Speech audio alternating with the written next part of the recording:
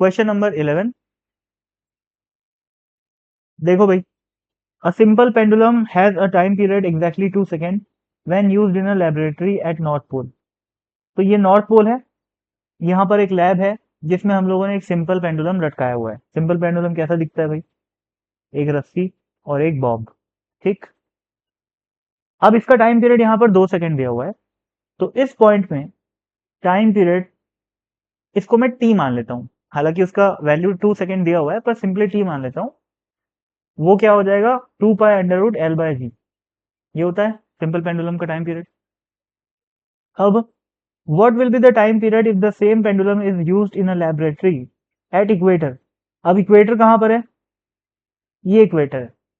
अब यहां पर अगर मैं इस सिंपल पेंडुलम को यूज करूंगा, सॉरी, ये ये मैं ऐसे लटका रखा हूं पेंडुलम को, ऐसे, ठीक है। तो यहां पर टाइम पीरियड क्या होगा? यहां पर जो टाइम पीरियड होगा उसको मैं मान लेता हूं टी डैश, और उसकी वैल्यू क्या हो जाएगी? 2 pi under root L/G dash. G dash में क्यों लिखा हूं? क्योंकि इक्वेटर पे और पोल पे ग्रेविटी के एक्सेलरेशन की वैल्यू अलग अलग होती है। तो अब इसमें क्या लिखा हुआ है? Account for earth rotation only. केवल रोटेशन को कंसिडर करना है। इसका मतलब किस चीज को नहीं कंसिडर करना है? कि अर्थ जो है वो थोड़ी सी फ्लैट होती है पोलर रीजन में, उन सब चीजों को कंसिडर नहीं करना है, ठीक है।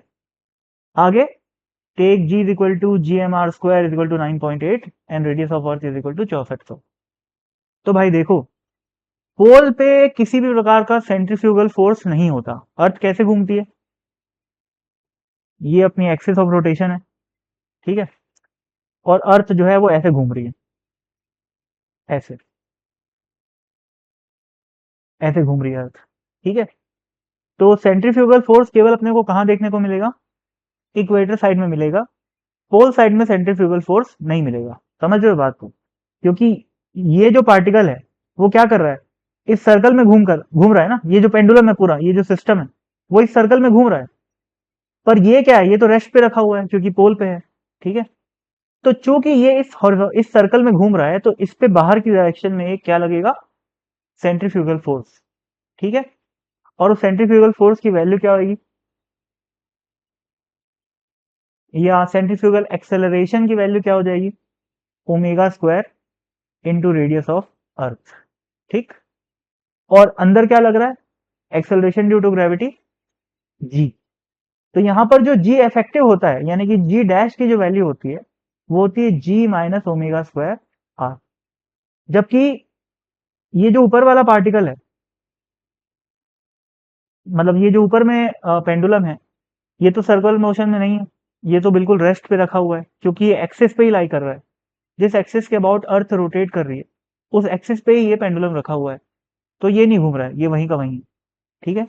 तो यहां पर केवल एक एक्सेलरेशन लगेगा, जो है एक्सेलरेशन ड्यू टू ग्रेविटी। तो बेसिकली मैं क्या करूंगा? अगर मैं इन दोनों इक्वेशन को डिवाइड कर दूं, तो क्या आ जाएगा? T/T dash is equal to 2 pi cancel out. L और एल भी कॉमन है, कैंसिल आउट हो जाएगा। क्या बचेगा? Under root G dash by G, ठीक है। अब जी डैश की वैल्यू क्या है भाई? जी डैश की वैल्यू है G - omega R divided by, यहां पर जी आ गया। अब हमें टी की वैल्यू पता है, टी डैश की वैल्यू निकालनी है। तो T dash can be written as T into, cross multiply कर रहा हूं, under root G divided by under root G, sorry, G/G - omega R, ठीक है। अब ये कैलकुलेशन क्या करना है इसमें? अब जी की वैल्यू अपने को दे रखी है 9.8, ठीक है। और रेडियस ऑफ अर्थ भी अपने को दे रखा है 6400 किलोमीटर। ओमेगा की वैल्यू निकालना पड़ेगा। कैसे निकालेंगे भाई? ओमेगा की वैल्यू क्या होगी? अर्थ एक दिन में 2 पाई रेडियन रोटेट करती है, तो 2 pi radian upon time. Time कितना लगता है? 24 घंटा। 24 घंटा मतलब 24 घंटा इंटू 60 मिनट इंटू 60 सेकेंड।